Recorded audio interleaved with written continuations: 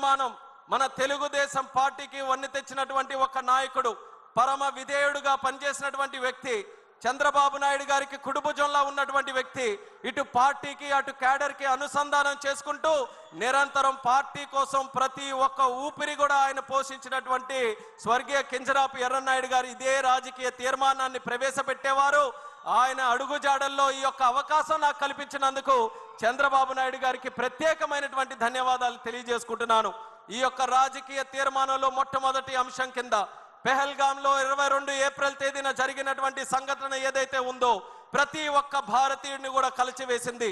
26 మంది ఆ ఘటనలో చనిపోయారు. అందులో 2 మన తెలుగు వారు కూడా ఉండడం చాలా బాధాకరం.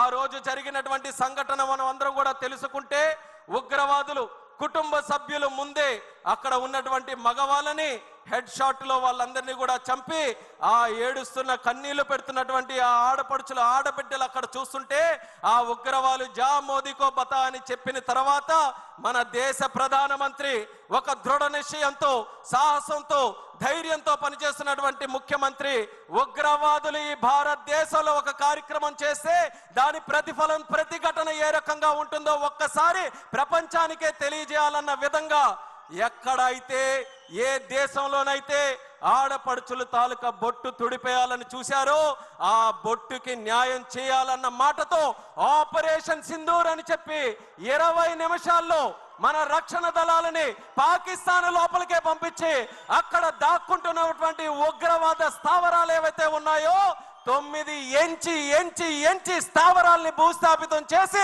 81 మంది ఉగ్రవాదుల్ని హతమార్చినటువంటి ఘనత మన భారతదేశం, మన సైనిక దళాలు, రక్షణ దళాలు, వాటిని నడిపించినటువంటి మన ప్రధానమంత్రి నరేంద్ర మోదీ గారు అనేది కూడా తెలియజేసుకుంటున్నాను. అందుకనే మన రాజకీయ తీర్మానంలో మన దేశ ప్రధానమంత్రి గారిని, మన రక్షణ దళాలని, వాళ్ళ వీరత్వాన్ని మనం అందరం కూడా ఈ వేదిక ద్వారా యావత్ తెలుగు జాతి తరపున హృదయపూర్వకమైనటువంటి ధన్యవాదాలు తెలియజేసుకుంటూ ఈరోజు మెసేజ్ ఉగ్రవాదులకి కానీ, ఉగ్రవాదుల్ని సపోర్ట్ చేస్తున్నటువంటి రాష్ట్రాలకు కానీ వాళ్ళందరికీ కూడా క్లియర్ కట్ గా పంపిస్తున్నాం. ఏంటనంటే ఆపరేషన్ సింధూర్ ఇంకా ముగియలేదు. ఎప్పుడైనా సరే కండకావరంతో ఎవరైనా ఇలాంటి దాడులు చేసినా, ఇలాంటి కార్యక్రమాలకి పాల్పడినా, అవసరమైతే 10 బాంబులు ఎక్కువతోనైనా సరే రిప్లై భారతదేశం తరపున ఉంటుంది తప్ప వెనకడుగు వేసే పరిస్థితి లేదని భారతదేశం ఈరోజు ప్రపంచానికి ఒక మెసేజ్ ఇస్తుంది. శాంతిని ప్రేమించే దేశం ఈ భారతదేశం, శాంతిని ప్రమోట్ చేసే దేశం ఈ భారతదేశం. అటువంటి శాంతిని ఈ దేశానికి దూరం చేయాలని ఎవరైనా ప్రయత్నం చేస్తే అదే వాళ్ళకి ఆఖరి రోజు అవుతుందనేది కూడా ఈ సభాముఖంగా తెలియజేస్తున్నాం. దానితో పాటు తెలుగుదేశం పార్టీ తాలూకా సిద్ధాంతం అది. తెలుగుదేశం పార్టీ పుట్టినప్పటి నుంచి ఆవిర్భావం ఒక ప్రాంతీయ పార్టీగా అయినా సరే భావం మాత్రం జాతీయం. దేశభక్తితో ఎప్పుడు కూడా పనిచేశాం. రాష్ట్ర ప్రయోజనాల కోసం ఎప్పుడైనా చేసినా దాంట్లో దేశభక్తిని ఎప్పుడైనా చాటించుకొని దేశం కోసమే నిరంతరం కూడా మన కార్యక్రమాలు చేశాం. అటువంటిది కోఆపరేటివ్ ఫెడరలిజం, రాష్ట్రానికి దేశానికి ఉన్నటువంటి సత్సంబంధాలని తెలుగుదేశం పార్టీ ఎప్పుడు గౌరవిస్తూ ప్రమోట్ చేస్తూ ముందుకు నడిపించింది. అధికారంలో ఉన్న, ప్రతిపక్షంలో ఉన్న చరిత్ర తీసుకుంటే తెలుగుదేశం పార్టీ మొదలైన నుంచి స్వర్గీయ విశ్వవిఖ్యాత నట సార్వభౌముడు ఎన్టీ రామారావు గారి దగ్గర నుంచి ఎన్నో కూటములు దేశ స్థాయిలో మనం ఏర్పాటు చేశాం. కేవలం ఒకే ఒక్క ఆలోచన, సామాజిక న్యాయం మనం నిరూపించాలి, అలాగే ప్రజాస్వామ్య విలువలు మనం కాపాడాలి, దేశ సమగ్రతని అలాగే ప్రజల తాలూకా భవిష్యత్తుని మంచిగా మనం ముందుకు నడిపించాలని అనేక కూటములు, వాటితో పాటు ఎంతో మంది ప్రధానమంత్రుల్ని మన తెలుగుదేశం పార్టీ తరఫున నిర్ణయించాం. అలాగే ఎంతో మంది రాష్ట్రపతుల్ని నిర్ణయించడానికి కీలకమైనటువంటి పాత్ర మన తెలుగుదేశం పార్టీ తరఫున ఇచ్చేసాం. ఒక్కసారి తెలుగుదేశం పార్టీ తాలూకా శక్తి అందరికీ కూడా ఒక్కసారి గుర్తు చేయాలనంటే, ఒక ప్రాంతీయ పార్టీలో ఉన్నటువంటి నాయకుడిని ప్రధానమంత్రి చేయాలన్నా, ఒక ముస్లిం మైనారిటీకి చెందినటువంటి వ్యక్తిని రాష్ట్రపతి చేయాలన్నా, ఒక దళితుడుగా ఈ రాష్ట్రంలో పుట్టినటువంటి వ్యక్తిని సభాపతిగా పార్లమెంటులో స్పీకర్ గా నిలబెట్టాలన్నా ఆ ఘనత మన తెలుగుదేశం పార్టీకే దక్కిందని ఈ సభాముఖంగా తెలియజేస్తున్నాను.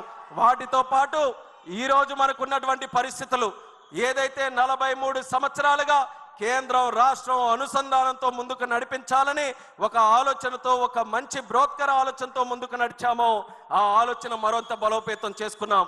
తెలుగుదేశం, బీజేపీ, జనసేన కలిసికట్టుగా రాజకీయాలకు అతీతంగా అందరి తాలూకు ఆలోచన ఒక్కటే, రాష్ట్ర ప్రయోజనాలు, దేశ సమగ్రత, వీటన్నిటిని కూడా ఒకే ఒక్క వేదిక మీదకి తీసుకొని వస్తూ ఎక్కడ ఎటువంటి అపోహలకి కానీ, ఎటువంటి ఇబ్బందులకి కానీ, ఎక్కడ ఎటువంటి సమస్యలకి కానీ తోవలేకుండా ముగ్గురు త్రినాయకత్వంలో ఒక పక్కన చంద్రబాబు నాయుడు గారు, పవన్ కళ్యాణ్ గారు, అలాగే ప్రధానమంత్రి నరేంద్ర మోదీ గారు అందరూ కూడా కలిసికట్టుగా ఈరోజు రాష్ట్రంలో ఎన్డీఏ పాలన, కేంద్రంలో ఎన్డీఏ పాలన ఎక్కడ ఆటంకాలు లేకుండా ముందుకు కొనసాగిస్తున్నాం.